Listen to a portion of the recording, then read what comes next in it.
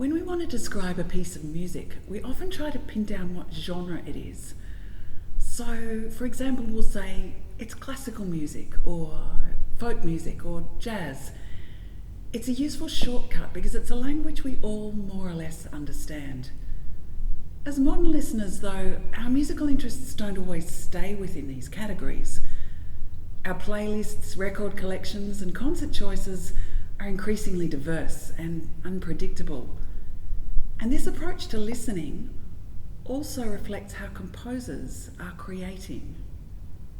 William Barton is a lauded composer, a virtuoso didgeridoo player and a multi-instrumentalist who moves comfortably between many different musical worlds, from symphony orchestras to rock bands and beyond.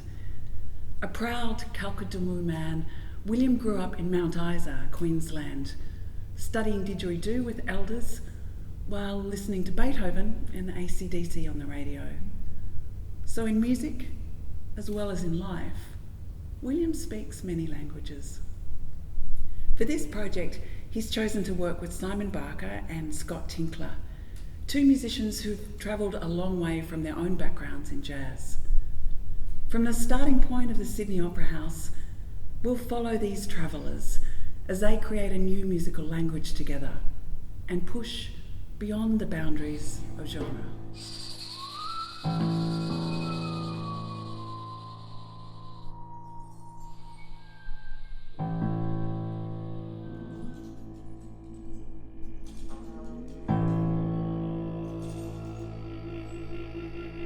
This piece is really about acknowledging our connection, my connection as a musician and as a composer, and someone that's part of the legacy of the landscape.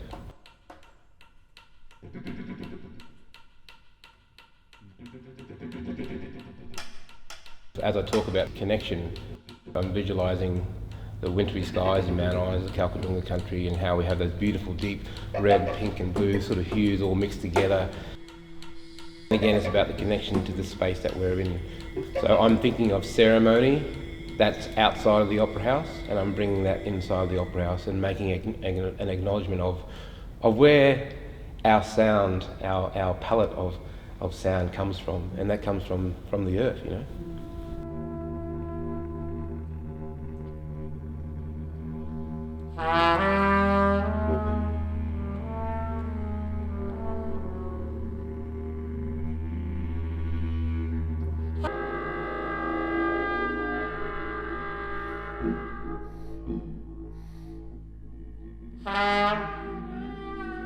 I had this night called Tinky Tuesdays, where I'd get three other improvisers with me to come along to the Brunswick Green in Melbourne, a small room, just come along and improvise.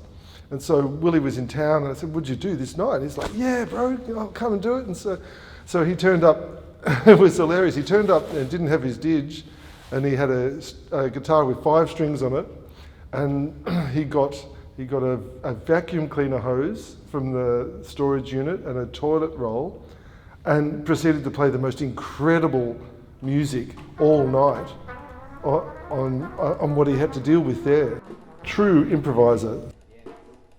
Usually we turn up, we have a chat, and then we improvise together. And I feel this incredible connection to him when we're performing. He does things I've never heard them before, but I feel a strong connection to them, and I feel comfortable to respond with the materials that I use when I'm playing with him. So Mr. Scotty Tinkler and Simon Barker, you know, two amazing musicians, and I can't do this piece without them because I've geared it towards having the connection with people. And so, you know, I've set out this sort of foundational elements of the landscape and the structure.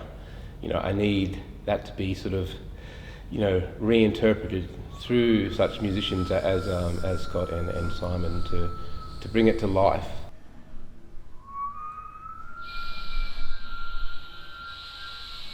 And make their instruments talk, you know. And so with 3 of us on stage, who I guess, you know, I would consider, you know, mature, skilled improvisers as well, we will bring a certain edge to this performance. If you imagine thinking about putting a sentence together for the first time, it's quite a complex arrangement of things, and improvising is spontaneously organising your materials in some sort of sense that I guess in a way that makes sense to the performer and hopefully allows for a musical experience for the listener.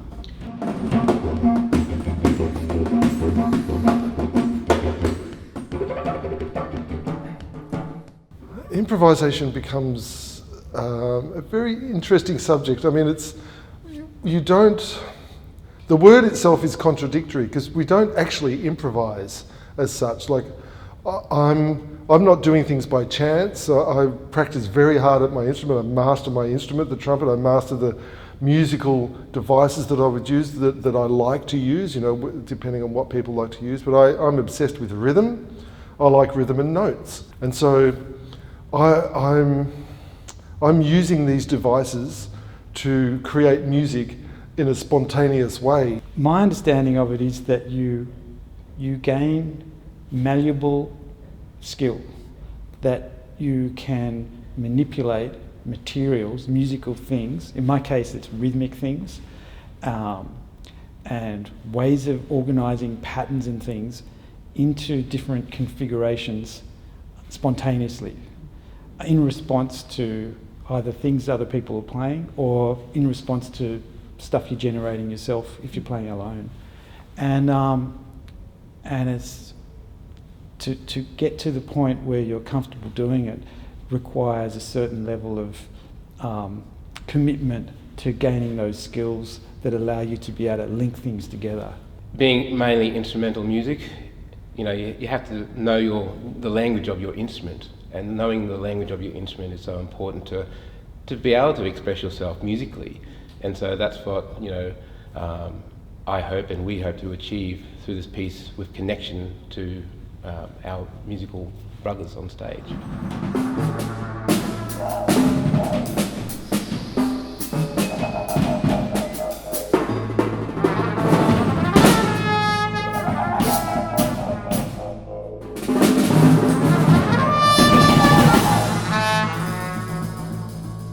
In order to be able to make the spontaneous decisions on the fly, for instance, playing a solo drum performance, I feel the same physically and mentally after 30 minutes of decision making doing that as I do after running for 5 hours. So they seem to equate to the same amount of energy expenditure.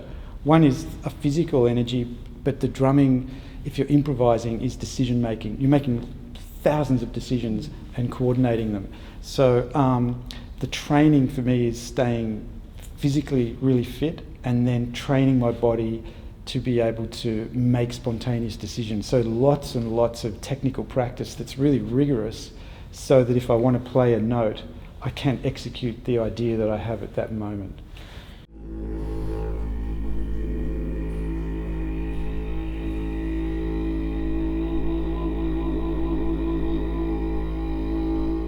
When I'm composing, there's various processes, of course, but I'm internally thinking of a fundamental drone note.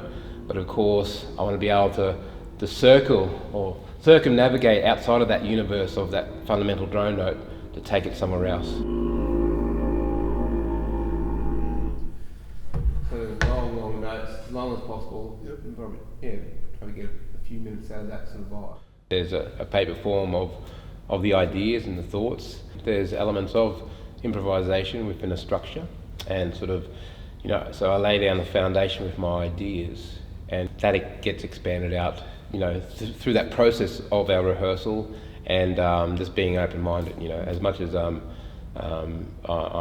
giving a direction, it's very much about me listening as well to allow that space to open up with my fellow musicians who are, the creators in their own right.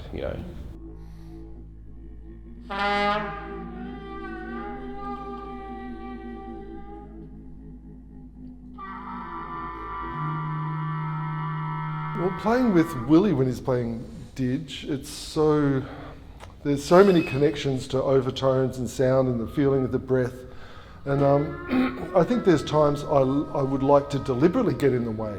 And then there's other times where I'd like to deliberately try to go into different, to do an antithesis or a complementary thing.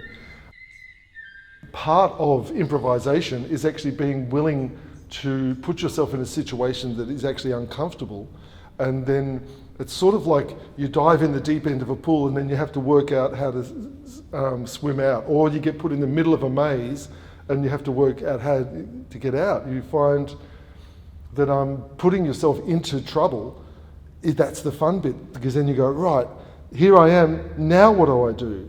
Do I go this way? Do I go that way? How do I solve this problem? It's problem solving. So you involve yourself and you end up in a situation of a problem, and the problem is creating music, and so your aim is to solve that problem by your next actions.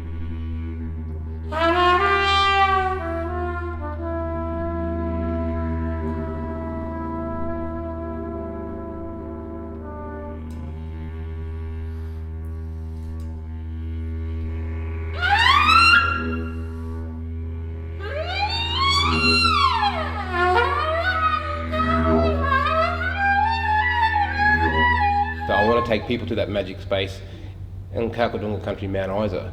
But how do I do that? You know, we all have to be on the same page on the stage to do so. And so there's a form of documentation where, you know, the ideas are on paper and then the rest is up to the universe.